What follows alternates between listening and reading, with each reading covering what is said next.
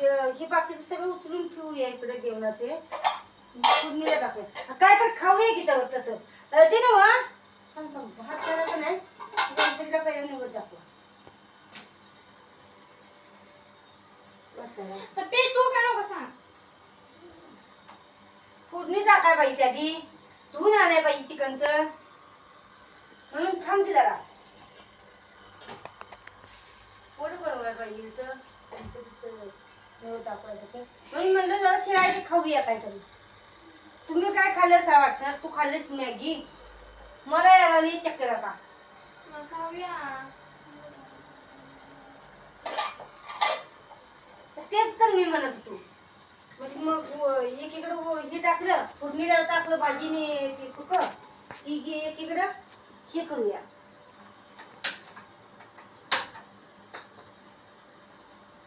म्हणजे मग